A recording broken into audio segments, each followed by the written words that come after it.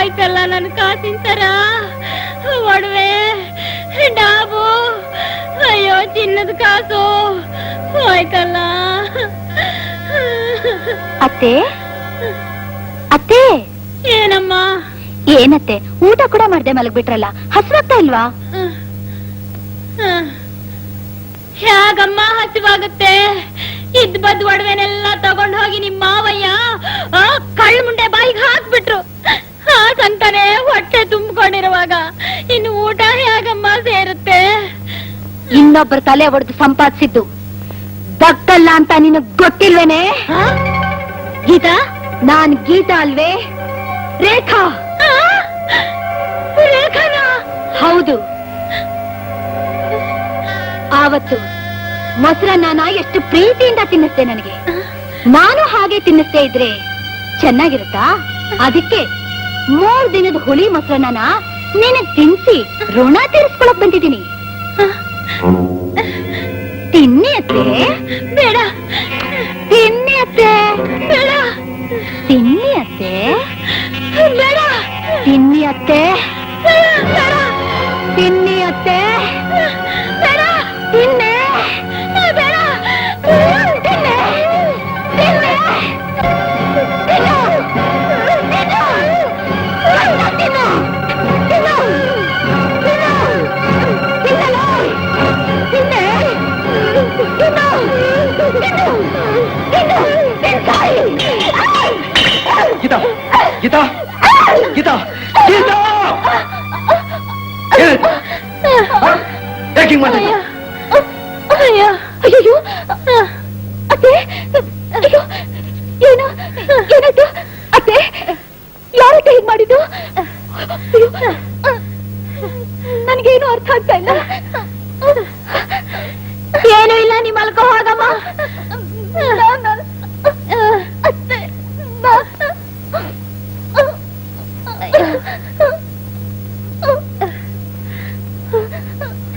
ಏನಕ್ಕ ನಿನ್ನ ಅವಸ್ಥೆ? ಅಲ್ಲಿ ತಾರಾಮಣಿಗೆ ಚಿನ್ನಾಭಿಷೇಕ, ಇವಳಿಗೆ ಅನ್ನಾಭಿಷೇಕ. ಇದೇನೇ ಇದು? ಹಾಸಿಗೆ ಎಲ್ಲ ಅಡಿಗೆ ಮನೆ ಮಾಡ್ಬಿಟ್ಟಿಗೆಲ್ಲೇ ಊಟಕ್ಕೇನಪ್ಪ ಮಾಡೋದು? ಏನೋ ಇದು ಗ್ರಾಚಾರ? ಆ ರೇಖಾ ಸತ್ತು ದೆವ್ವಾಗಿ ಇವಳ ಮೈ ಮೇಲೆ ಬಂದು ನನ್ನ ಕಾಡಿಸ್ತಿದ್ದಾಳಲ್ಲ. ದೆವ್ವ?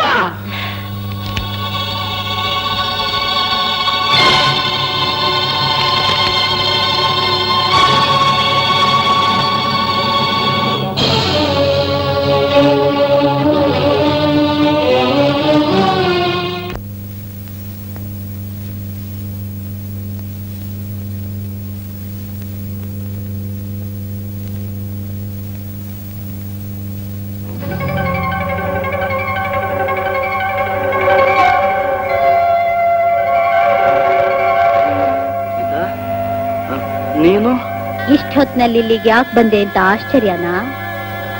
ನಿನಗೋಸ್ಕರ ಬಂದೆ. ನಿನ್ನ ಅನುಭವಿಸ್ಬೇಕು ಅಂತ ಆಸೆಯಿಂದ ಬಂದಿದ್ದೀನಿ. ಹಾ, ಏನ್ ಹೇಳ್ತಾ ಇದೆ ಗೀತಾ?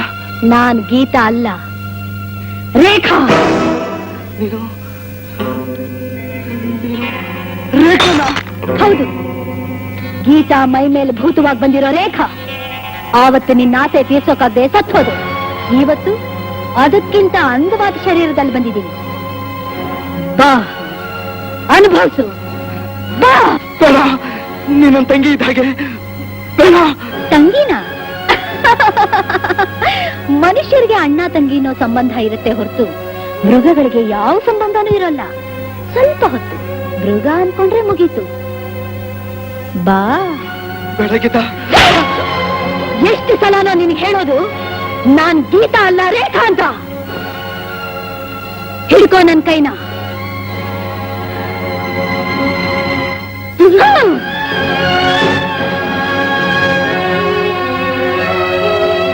ಬಿಚ್ಚು ನನ್ ಸೆರಗ್ನ. ಬಿಚ್ಚು.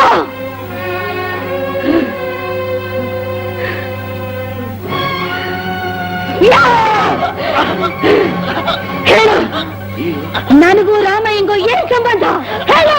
ಏನೂ ಇಲ್ಲ, ಏನೂ ಇಲ್ಲ. ಏನೂ ಇಲ್ವಾ? ಮತ್ತೆ ಅವತ್ ರಾತ್ರಿ ರಾಮಯ್ಯ ನನ್ನ ರೂಮ್ ಹೇಗ್ ಬಂದ? ಹೇಳು, ಈಗ ಹೇಳು. ಇಲ್ದಿದ್ರೆ ನಿನ್ನ ರಕ್ತ ಹೇಳ್ತೀನಿ. ಹೇಳು.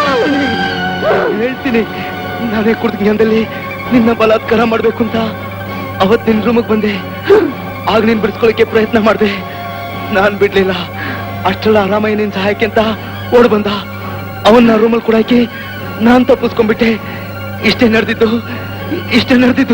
ಗೀತಾ ಗೀತಾ ಬಿಟ್ಬಿಡಮ್ಮ.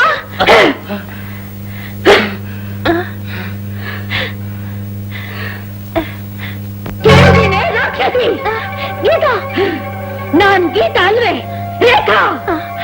ಈಗ ಹೇಳು, ತಪ್ಪು ನಂದ ಅಲ್ಲ? ಅಲ್ಲ. ಹಾಗಾದ್ರೆ ನನ್ ಯಾಕೆ ಸಾಯಿಸ್ತೆ? ಬಗಳು, ನಾನು ಹಾಕ್ಲಿಲ್ಲ, ನಂಗೇನು ಗೊತ್ತಿಲ್ಲ. ಗೊತ್ತಿಲ್ವಾ? ಹೇಳು, ಇಲ್ಲ ಅಂದ್ರೆ ನಿನ್ನ ಹೇಳ್ತೀನಿ. ನಂಗೇನು ಮಾಡ್ಬೇಡ. ಮತ್ತೆ ನಾವೇ ಸಾಯ್ತಿದ್ದು. ಯಾಕೆ ಸಾಯ್ತಿದ್ದು? ನೀನು ವರದಕ್ಷಿಣೆ ತರ್ಲಿಲ್ಲ ಅಂತ. ನಿನ್ನ ಸಾಯಿಸ್ಬಿಟ್ರೆ ಕೈ ತುಂಬಾ ವರದಕ್ಷಿಣೆ ತರೋ ಇನ್ನೊಬ್ಬ ಸೊಸೆನ ನನ್ ಮಗನಿಗೆ ತಂದ್ಕೋಬಹುದು ಅಂತ ನಿನ್ ಮೈ ಮೇಲೆ ಸೀಮೆಣ್ಣೆ ಸುರಿದು ನಾವೇ ಸಾಯಿಸ್ಬಿಟ್ಟು. ನಿಮ್ ಬಾಯಿಂದ ಈ ನಿಜ ಹೇಳ್ಸಕ್ಕೋಸ್ಕರನೇ ಇಷ್ಟು ದಿವಸ ದೆವ್ವ ಹಿಡ್ದಾಗ ನಾನ್ ನಡ್ಸಿದ್ದು ಗೊತ್ತಾ? ಅಂದ್ರೆ ನೀನು ನಾನ್ ಸತ್ತೋದ್ ರೇಖಾ ಅಲ್ವೇ? ನಿಮ್ಮೆಲ್ರ ಸಾವನ್ನ ಕಣ್ಣಾರೆ ನೋಡಕ್ ಬಂದಿರೋ ಗೀತಾ. ವರದಕ್ಷಿಣೆ ತರ್ಲಿಲ್ಲ ಅಂತ ತುಂಬಿದ ಗರ್ಭಿಣಿನ ಸ್ವಲ್ಪ ಕೂಡ ಕನಿಕರ ಇಲ್ಲದೆ ಸುಟ್ಟು ಸಾಯಿಸಿದ್ರಿ. ನಿಮ್ಮಂಥ ರಾಕ್ಷಸರು ಈ ಭೂಮಿ ಮೇಲೆ ಇರಬಾರ್ದು, ಬದುಕಿರ್ಬಾರ್ದು.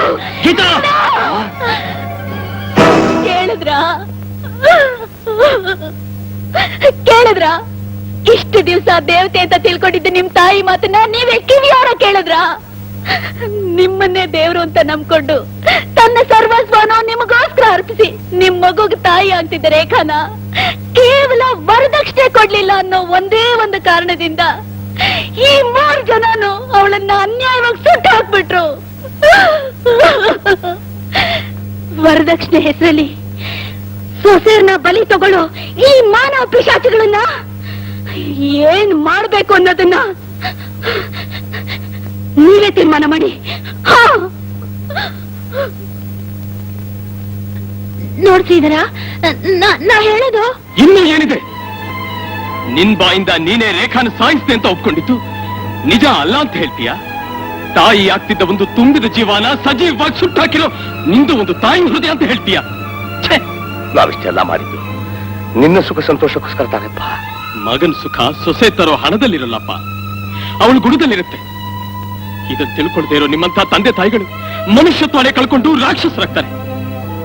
ನಿಮಗ ಮಗನಾಗಿ ಹುಟ್ಟಿದ ಪಾಪಕ್ಕೆ ಪ್ರಾಯಶ್ಚಿತ್ತ ಮಾಡ್ಕೋಬೇಕು ಅಂದ್ರೆ ಇರೋದೊಂದೇ ದಾರಿ. ನಿಮ್ಮನ್ನ ಪೊಲೀಸ್ ಹಿಡ್ಕೊಡ್ತೀನಿ, ನಿಮ್ಮೆಲ್ಲರ ಕುತ್ತಿಗೆಗೂ ನೇಣು ಹಾಕಿಸ್ತೀನಿ.